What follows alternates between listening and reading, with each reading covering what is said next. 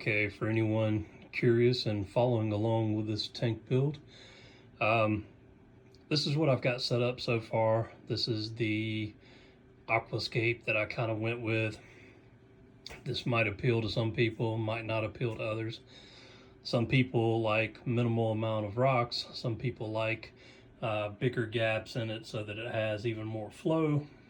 Some people like kind of just stacking and having rock piles. Some people are against it. So it all just varies by opinion. I've done things a little differently in my aquariums over the years, but one of the rules that I follow, I don't really follow the rule of thirds or whatever, to set things up a certain way. I mean, when you're setting up an aquarium, it should be based on what you like and what appeals to you, and not really what other people like or necessarily the trends in it. Set it up the way you like it. But the rules that I do follow is that I always set up my rocks so that I have a space completely around.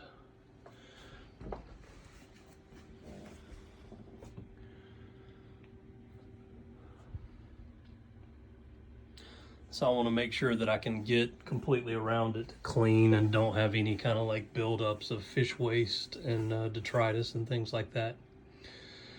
Let's see what else. So I have the Aragalive sand in there.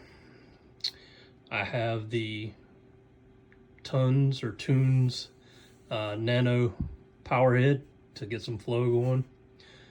I have the Tunes assimilator for auto top off.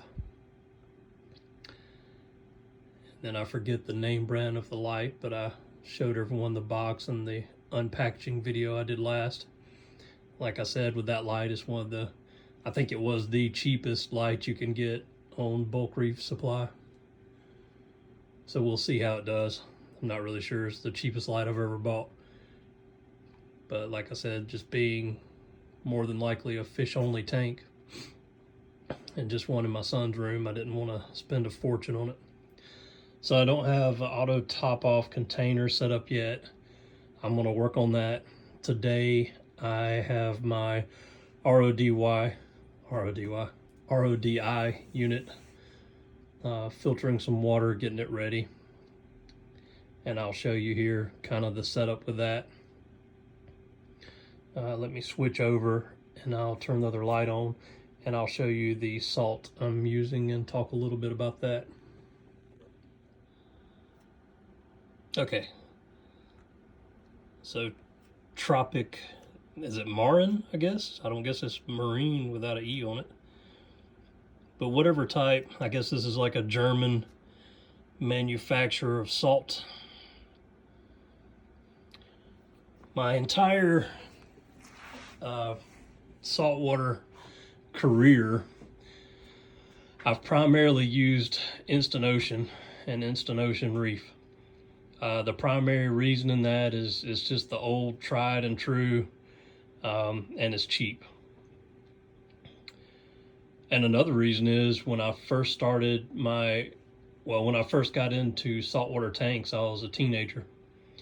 And at my local, we didn't have all the online ordering, things like that. So my first, my local fish store, that's the only salt they had. You could only buy Instant Ocean, so that was your only option. So I started off all those years ago, late 90s, using Instant Ocean, and I just kept using it ever since. I have tried over the years, I guess mid 2000s, I tried some other ones, and I just didn't see anything viable in it, to pay a higher price that really made a big difference to me. I just feel like if you do your water changes as you're supposed to, you're going to get what you need, out of the salt. If you spend, get the cheaper Instant Ocean or you get the most expensive salt. The only reason that I'm trying this new salt out is because all the years of mixing Instant Ocean it always left that buildup in the bottom of my mixing container. Always. That stuff was a pain to scrub out, and it was a pain to fool with. And then I watched a video, I think it was by Bulk Reef Supply, talking about salt. And they, made a statement saying if it's leaving this in your container, during mixing, then what's the chances or what's the possibilities of it leaving something else, in your tanks? So it got me thinking a little bit, and I just, they recommended basically this brand of salt is fairly expensive, but they said that it's a pharmaceutical grade salt, and that in mixing it didn't leave, in their testing, it didn't leave any remnants behind or any kind of buildup or any particles after mixing. So, I like the idea of that, and if it holds true, I guess I'll spend a little bit of extra money and continue buying it. It's not that I think it's just going to be a better salt for the fish. I think your, Instant Ocean, as long as it's been around, I think it serves its purpose, and I don't think they would have anything in there that would really contaminate your tank. But just the buildup that it leaves in mixing, I just figure if it makes it easier to clean out my mixing container, then I'll just pay a little bit extra and try something new. So that's what we're going to do. So next I'm going to bring in the mixing container that I'm setting up for right now, which is a 20-gallon Brute trash can. And I'm going to go ahead and get the salt mixing in the RODI water, and I'll kind of let you see what I have set up in the can, and let you see kind of what I do. Okay, so for the time being, I'm going to be mixing salt in this 20-gallon Brute. When I had my larger tank years ago, I had an actual, I think it was like a 40-gallon or 50-gallon container I'd bought at Tractor Supply, and I used to mix water in that, and I had it sitting under my house. I have kind of like a larger crawl space. I had it under the house, and I would do the mixing there, and then I would pump the water up. I had a little hole drilled through the floor with a tube, and I actually ran power and a switch to turn on and off the power outlet that the pump connected to, and I would just pump it up as needed. I got rid of all that, and I'm going to do it a little bit different this time. I think I'm going to go back and I found some West Coast 65-gallon containers. I'll probably get one or two of those. I'm not sure if I'm going to have one for salt and one for RDI, or just one for salt. I'm not sure which way I'm going to go yet. I'm still thinking about that. But initially here, for the time being, I'm just using this Brute trash can. And I have done this in the past. Last time I had a 33-gallon, but for what I'm doing with this tank, I just picked up a 20. Figured it'd be easier to move around. So how I have it set up is I have a high door pump in the bottom of it to circulate the water around, and then I bought a Phoenix titanium heater. And when I used to do this, I used to just run the Eheim heaters inside. The reason I didn't this time is years ago I had, for whatever reason, it was on suction cups, and Eheim, it's just the exposed glass tube. Well, somehow it came loose. The suction cups released, and it came loose, and it fell to the bottom of the trash can, and it actually melted a hole into the trash can. So I just decided not to go back that route, and I found this Phoenix. It was very cheap, and it was titanium, and then it has like a some kind of rubber molded sleeve or whatever deal over it, so that I think if it does fall and land on the trash can. I'm hoping that the same thing won't happen and it won't melt. It does have a little controller temperature box there. It'll let you know that it's on and when it's heating. And you set what temperature you want, and I've got it set to 78. And basically, the way I've always done it is I get the water moving inside the trash can first, and then I get it up to 78 degrees. And then after I reach that, then I add my salt. So this is about like all the rest of the salts. I mean, it's basically, what is it, a half cup per gallon. Yeah, I think that was right. So, I mean, I just use a glass measuring cup. Make sure, you rinse it out. What I usually do is use a little bit of vinegar and wipe it out and then rinse it out with RODI water. You don't want to put it in your dishwasher because some of your dishwashing detergents can leave a residue on it. So anything you use to make water, make sure it's really clean. So next I'm going to get this thing filled up, and I'll get back and show you what it looks like. A couple other things I wanted to mention too while we're talking about this stuff.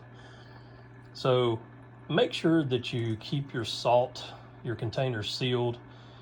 Inside that bucket, the salt is sitting in a plastic bag. I always put a little tie on the plastic bag, try to push all the air out of it, and I put a tie on it, and then make sure the bucket's sealed back up. Also make sure when you're storing it that you have it stored in an area that's not going to be high humidity or anything like that. I knew a friend of mine that he stored some of it in his crawl space at his house, and pulled in a lot of moisture somehow, and the salt was contaminated. He had to go through a whole ordeal to find that out, but not really getting into that. It's just, make sure that you keep your salt stored at, like a room temperature. Don't let it get extreme temperatures and not a real humid area. Another thing, you can hear this pump running. So I just have like a utility pump that I have hooked up to pump the water from the trash can into the container. Just something else I wanted to point out, and you saw this in the unboxing, but Hanna Marine salinity tester. So I guess this is newer. It didn't exist when I was doing saltwater tanks before. But I thought, how cool is that? Hanna's always been known for, making accurate testers. So I have no doubt that this won't be the same. It comes with calibration fluid, which I've already done the calibration on it. It's very easy. It just has a packet. You stick this whole device down in the packet. You hit calibrate first, stick it in the packet, and then it does this little thing, and then it goes to a regular mode. So we're going to try it out for the first time here. Battery 100. All right. So it says stick the end down. It says shake it around to get all the air bubbles dislodged.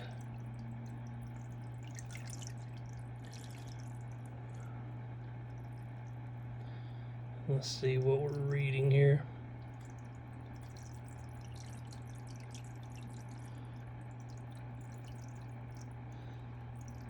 So it looks like, you want to shoot for 35 parts per million, and we're like 47.9. That has the temperature in Celsius.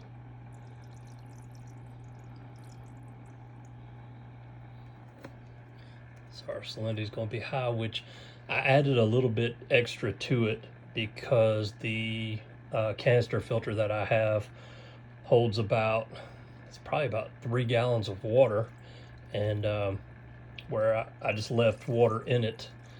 So where I cleaned this tank out and I filled it back up and I just let it run for a few days. So anyway, that's where we're at. So I know I need to add some more just RODI water to it, or I can go ahead and, since there's nothing in the tank, I can go ahead and add this water to the tank, and then I can just thin out the next batch. So we'll check it out and see. But anyway, I just kind of wanted to show you that. I think this is a really cool and really neat tool. I'm not saying to get away from the refractometer, but I have one of those as well. But this is very simplistic. It says you use it, and then it says rinse it off with filtered water, RODI water, and then let it dry, and you put the little cover back on it. It's waterproof, and it also floats. So that is pretty cool. Anyway, I'm gonna start filling up this tank. All right, so the aquarium is filled with salt water now, and it's up and running. I don't have the power head on yet, and I don't have the auto top off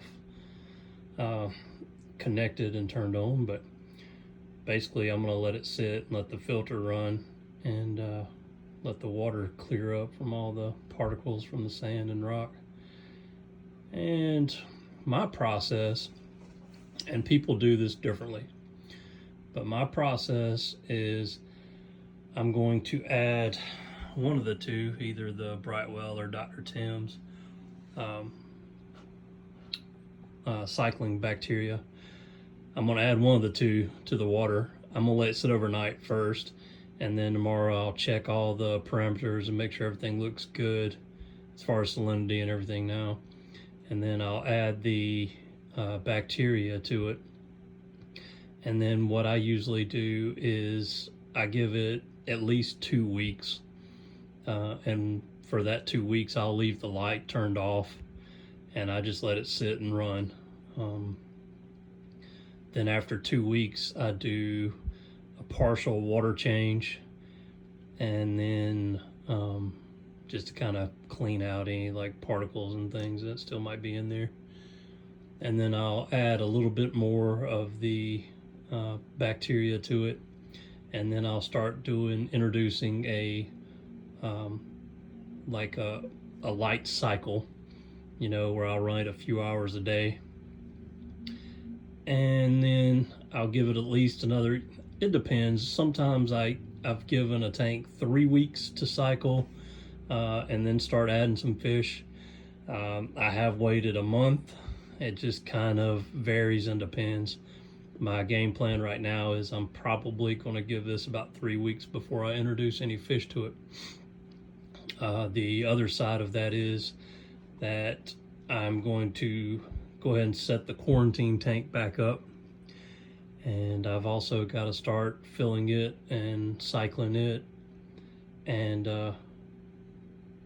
you know, after maybe 2 weeks or so, I might go ahead and order the fish and then put them in quarantine. And then after another 2 weeks, I let fish sit in quarantine for 2 weeks. Some people say, you know, longer. Some people say 3 weeks. Some people say a month. I know some people that quarantine with medications for a week. So it just varies, you know, whatever you feel comfortable doing. I mean, you don't want to introduce anything into your display tank or any main tanks. So, I mean, that's kind of your choice. I always recommend quarantining. And like I said, I do it for 2 weeks, and I go ahead and usually put in some of the Prozzy Pro in there. I do one treatment of that just to kind of kill off any parasites and things like that, external parasites. Then I kind of just watch them and monitor them. And if I need to treat something else, then I go ahead and do that. And they may stay in quarantine longer, you know, if I find something. But, you know, that's just kind of my process and how I do things. Some people will say that I'm doing it wrong. Some people will say I'm doing it right. You know, there's just so many different opinions and ways to do it. But it just comes down to what you're, you know, you want to do what's best for the fish and any kind of invertebrates and animals. But, you know, you want to do what you found works for you. Now, if you're new to the hobby and you're kind of just beginning or learning, you might want to do a little bit longer quarantine period. I mean, it's not going to hurt them to stay in a quarantine tank. I mean, you just got to really monitor your ammonia levels for the most part. I mean, ammonia, nitrates, monitor that stuff. And I mean, you might have to do a lot of water changes depending on how many fish you put in that quarantine tank. Depending on what kind of medications you have in there, you might not have a biological filter. So, I mean, if you're running like copper, dosing copper and things like that, then I mean, some of that stuff kills off beneficial bacteria. So it just kind of depends on how you do things. But, you know, if you're just getting into the hobby, then follow along with me and I'll try to share thoughts as I have them and some of my experience over the years. Like I said, I've been doing saltwater probably for about 20 years. I don't consider myself an expert by any means. I've been out of it for several years. I'm trying new products. I've tried in the past, I've used a lot of products, but a lot of things have changed. The last tank I had a Neptune Apex controller.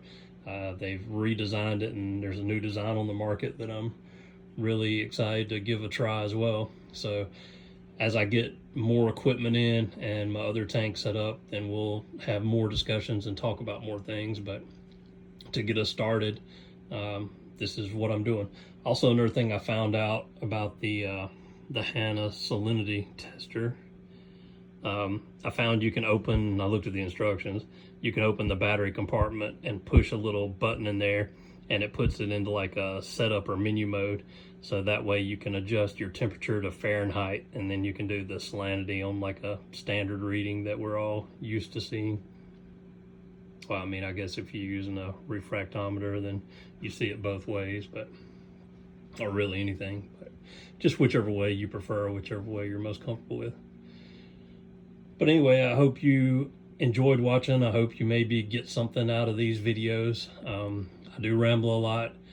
I try to give some beneficial information. I try to show some things that I would have interest in seeing. If there's anything you would like to see, you know, don't hesitate to put it down in the comments. I try to read and respond to all the comments I get. Just keep it clean, keep it nice, that type thing. None of my videos are paid. I don't have any sponsors. I'm just your average, you know, hobbyist and dad and family guy that I just buy this stuff with my own money, blow a lot of money on it, and I enjoy fooling with it and doing it. So I just make these videos kind of hoping to help some people or entertain some people, or, you know, I somewhat enjoy doing them. It's not overly complicated because, as you see, I don't go in and do editing and things like that. I did when I first started out, and that's the part of it that's kind of a pain and takes a lot of time, so I kind of just stopped doing that. So I just make these videos now with my phone. If the channel ever takes off or anything, then, you know, I might upgrade and get equipment and start editing again and all that type of stuff. But we'll see what happens in the future. But for now, this is what we're doing. Again, thanks for watching. And if you have any questions or anything, just leave them down in the comments.